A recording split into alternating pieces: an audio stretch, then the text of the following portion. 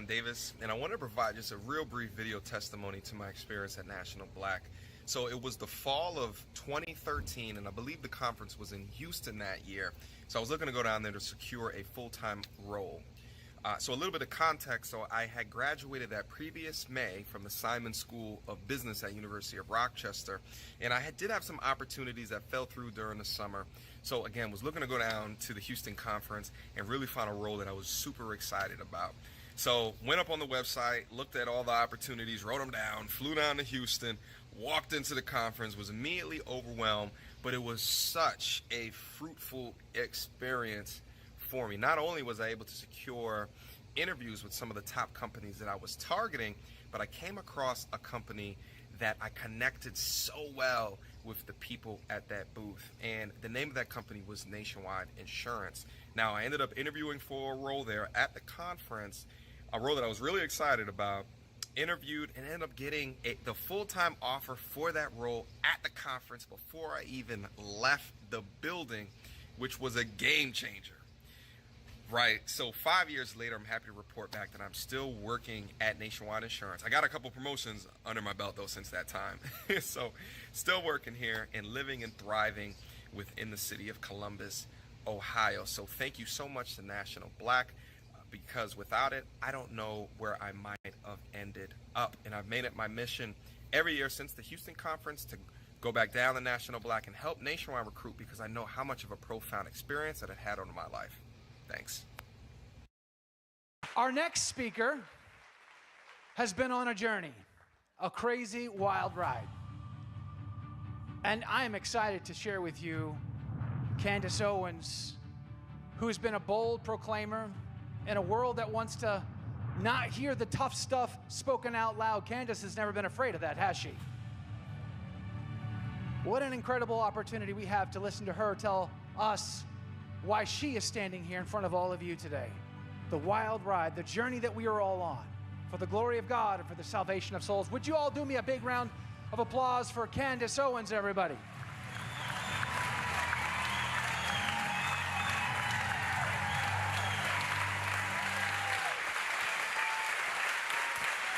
Wow, thank you guys. Wow, hello. My Catholic family. Thank you.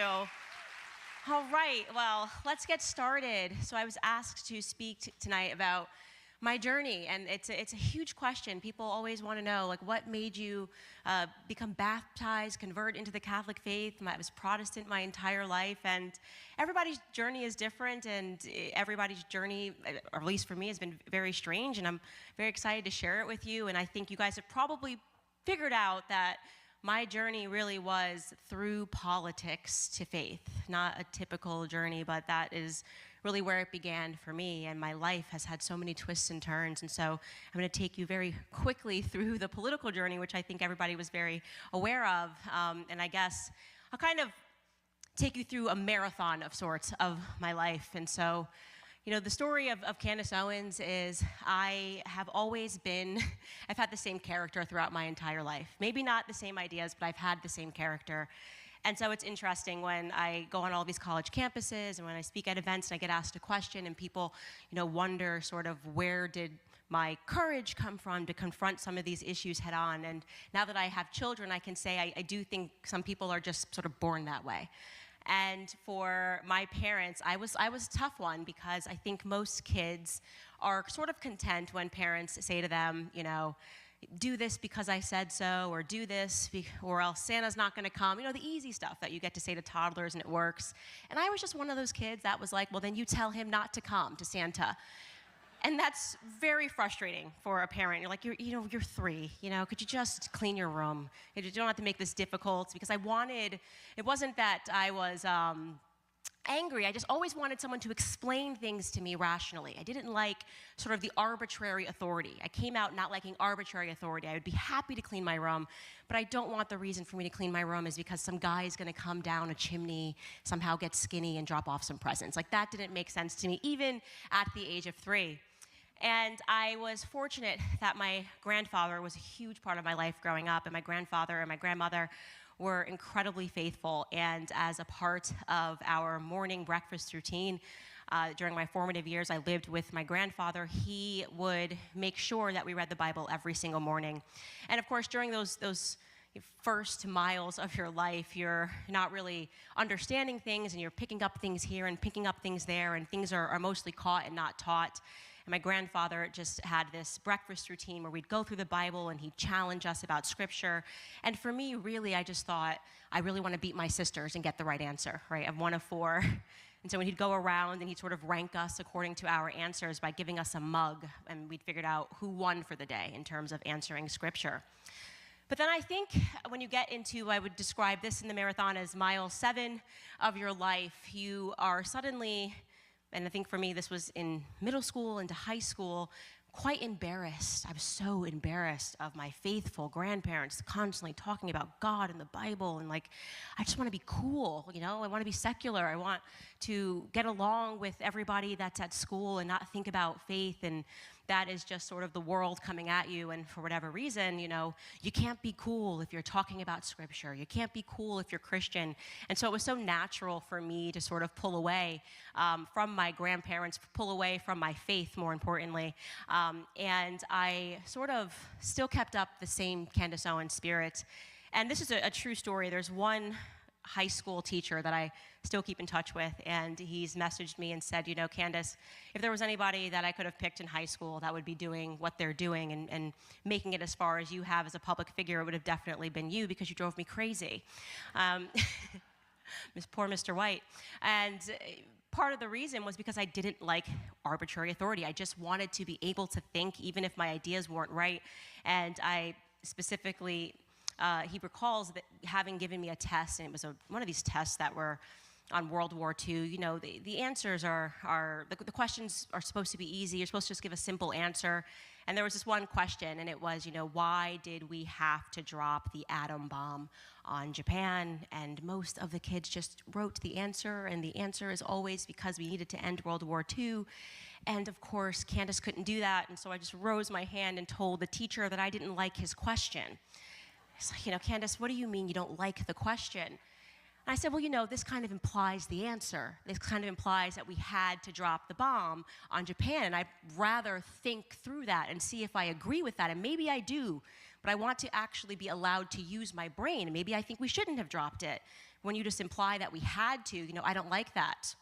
And so that really was sort of, you know, mile 7 of my life, and very sure of myself and very certain and wanting to be a thinker. And it wasn't really until around, I would say, mile 15 of the marathon that things got a little bit complicated, because, you know, I'd gone through university, and I was a liberal, as any person that is fortified by the public school system comes out. If you've been properly public school catechized, then you know that you should be a liberal, you should be on the left, especially as a black woman. I understood all of these things, and then I was sort of met with the real world. And while everything sounded so pretty growing up, that everything could be free, then I started understanding what taxes were when they were actually applied.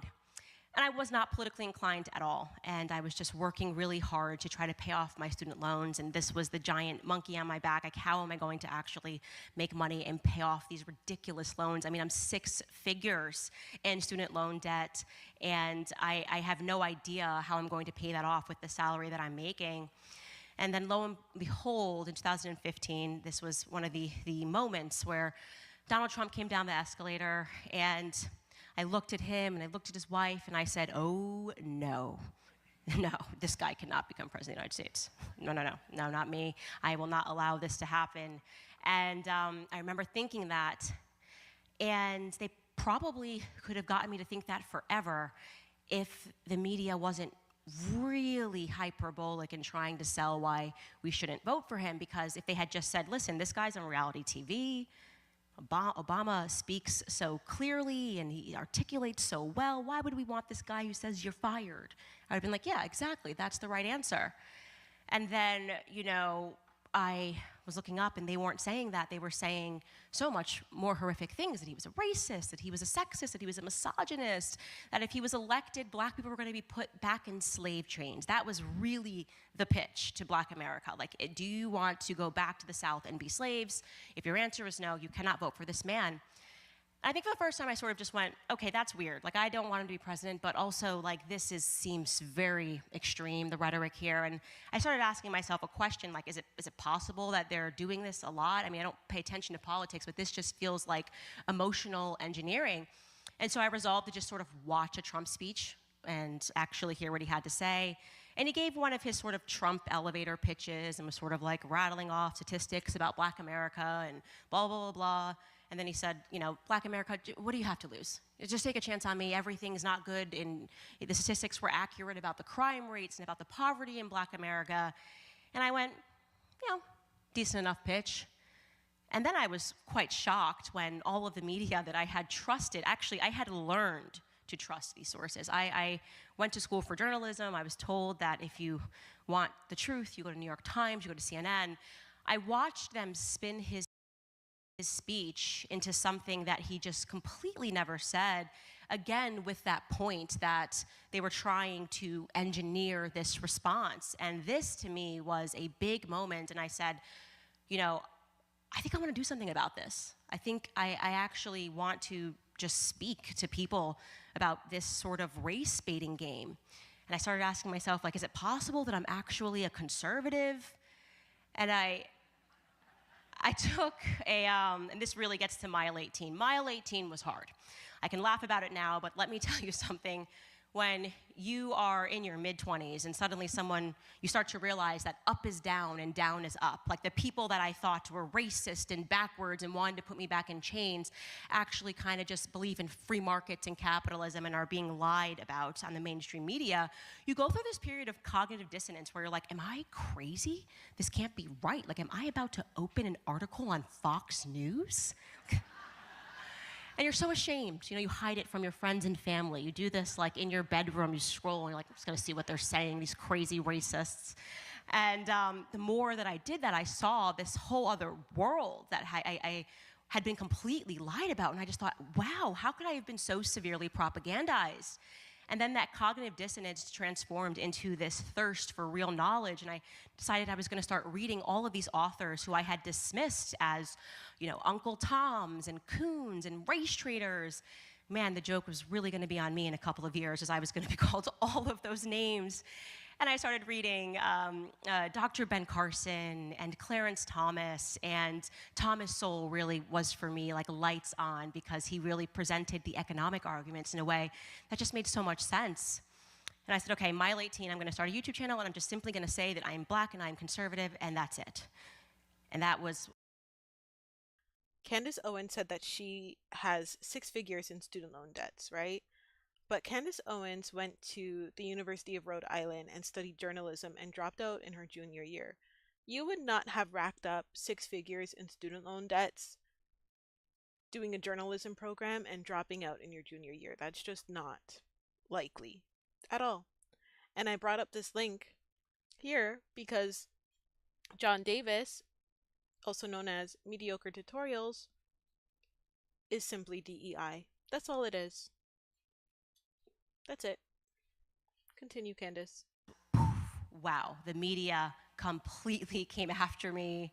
They attacked me. They called me all of those things that I had formerly called Dr. Ben Carson and Thomas Sowell. And I went, wow, well, you know what? It's okay, because I have finally arrived at the truth. And at that mile 18, my truth that I had finally arrived at, that I was convinced was the truth, was just, you know, it's about free markets. They don't want people to have an opportunity. We have to defend free markets. We have to defend capitalism. And then I started working with Turning Point USA, and I hit the ground running. And suddenly, you know, I'm running around with so many evangelical Christians that are in the political space as well. And I'm going, yes, and this feels good, because I've been missing this faith part, this component of faith that I walked away from. And suddenly I'm going back to church again. And this is great, and it's amazing, and there's singing, and there's like concerts. It feels like a Justin Bieber concert. This is great. This is awesome. Who wouldn't want this? We need to spread the good word. And I get to talk about my faith journey on stage to college students and make them aware that the truth, you know, the real truth, is that they just don't want us to have free markets. And if we don't have free markets, then we're all just going to be enslaved. Socialism. That was my big truth, that socialism was evil.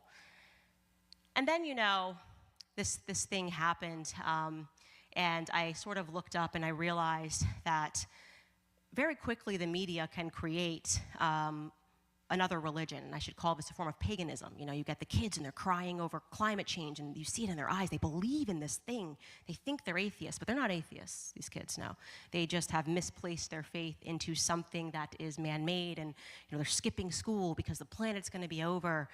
And one of these pagan gods was created on the day that George Floyd died. My life is good. People are kind of going, okay, she's going to be around, and the way people were feeling so impassioned about this, the smart advice would have just been to not, just don't question this particular narrative, and Black Americans are super upset, but I just knew that there were some lies that were being told, and I made a conscious decision to present some other facts that the media was rather mistakenly omitting or very intentionally omitting as they were establishing this as the new pagan god. And the video that I published on my Facebook, speaking about the history of George Floyd, who he was as a human being before this tragic ending, no doubt, a tragic ending, talking about the drug addiction, was the most viral video I've ever done, 100 million views worldwide. And then the media really came for me. I mean, you wouldn't believe the attacks. It was unbelievable. But at the same time, despite the media smearing me and maiming me and caricaturing me, there was also just so many people that came to me and said, thank you, Candace, for saying this. I've been fearful to talk about this or talk about any facts because we are all being so seized by this race narrative. And I thought, this is it. This is the big one. I have finally landed on the truth. And the truth is that the government wants to divide us, and it's worse than that. They want to attack our family. That was the final truth. I thought, this is it.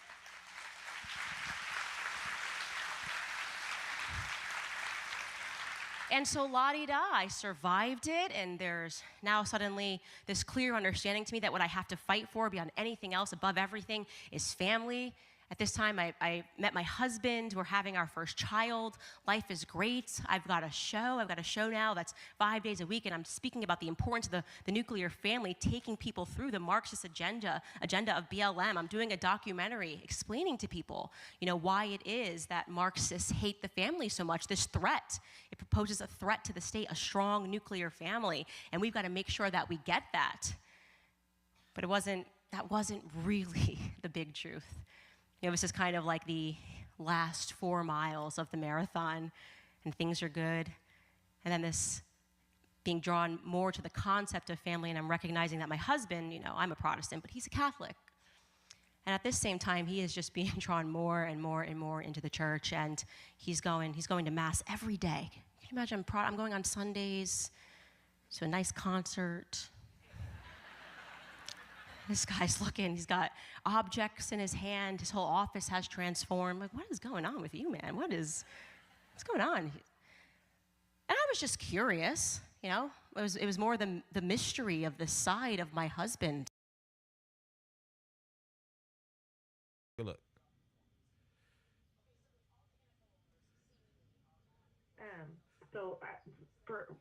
With that, that's not.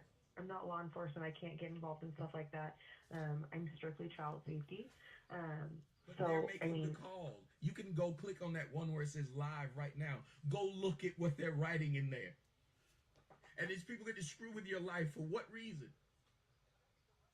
They've been trying to find out where my daughters go to school so they can put out my daughter's school address. This dude stalked my daughter's YouTube channel. The video's right there. Nobody does anything.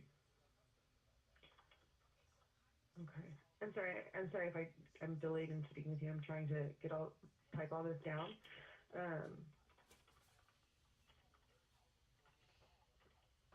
Okay. But your daughters don't live in a home with you. Oh, my daughters Okay. my daughters are literally straight A students, go to private schools. These girls have been. You can look at the things that I've done. My daughters are well taken care of. I'm sorry, y'all. This shit ain't funny.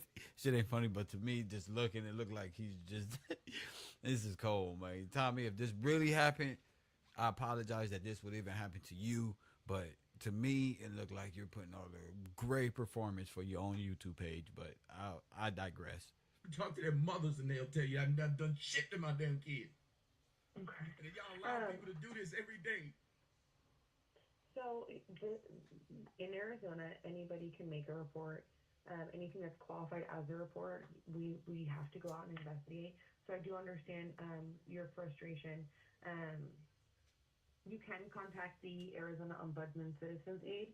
I can give you that number if you would like that. It's the Arizona Ombudsman Citizens Aid. You can contact them if you have any complaints about the Department of Child Safety. Do you want that phone number? I can complain to them about what? I guess I'm not hearing exactly what you said. About the Department of Child Safety, if you feel like there's harassment or if there's anything that you would like to bring to their attention. There's a Phoenix number and there's a toll-free number. Would you like those numbers? Yes, please.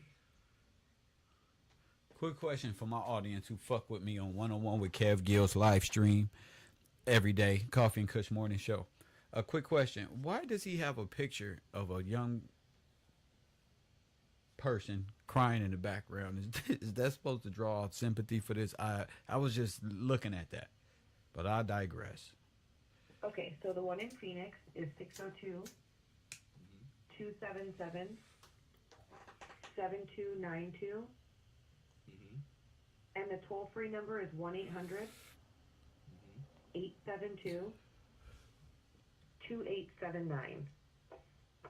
And when I spoke to the woman last night, because as soon as I got the card, apparently when you dropped this off, I was in the house. I never left the house, so I must have been in here working. I must have been in here working. But when I went to leave out of the house.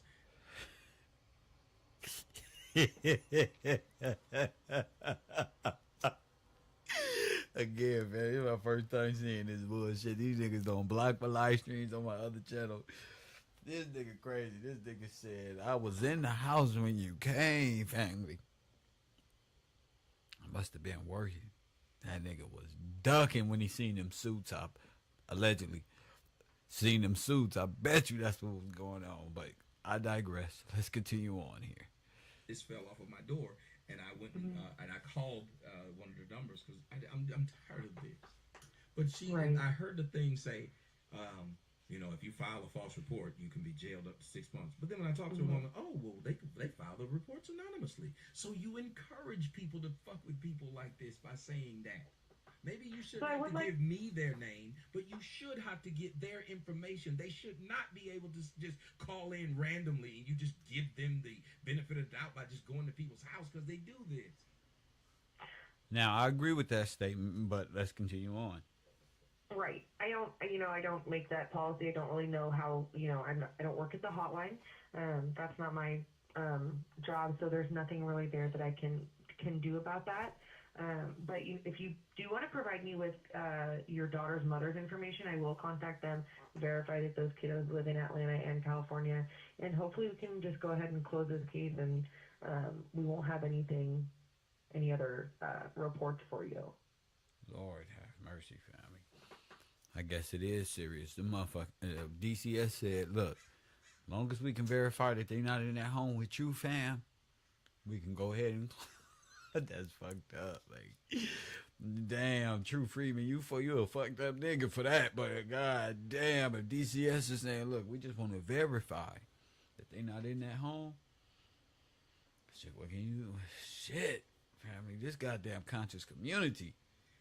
Here's what you're doing.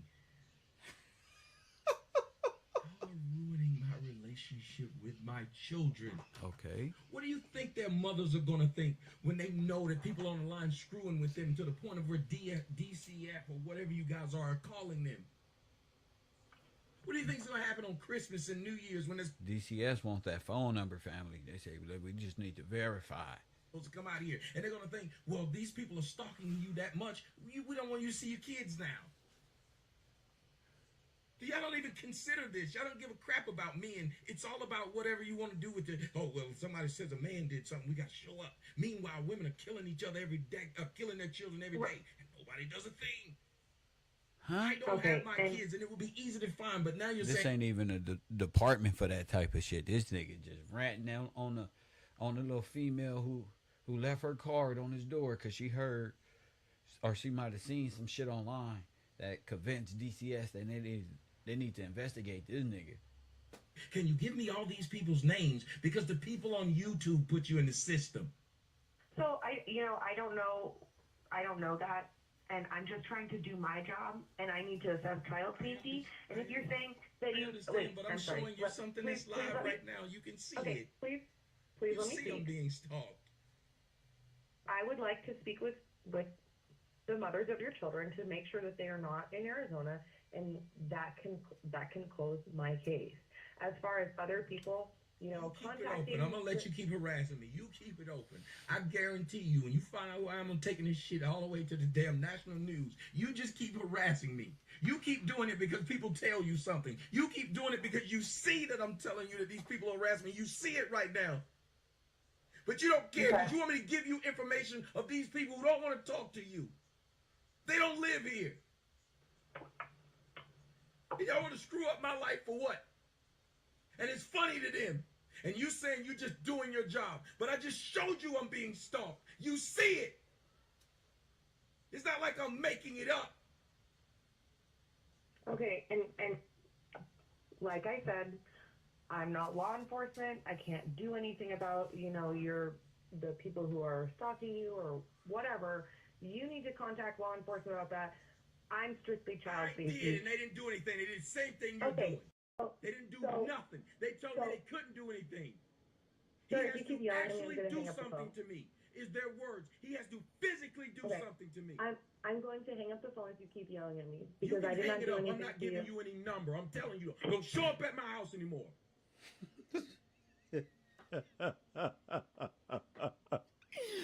Oh shit, man! This nigga don't fuck with all the black people on the internet, and now the man is shit going through a DCS problem and blasting it all over YouTube, man.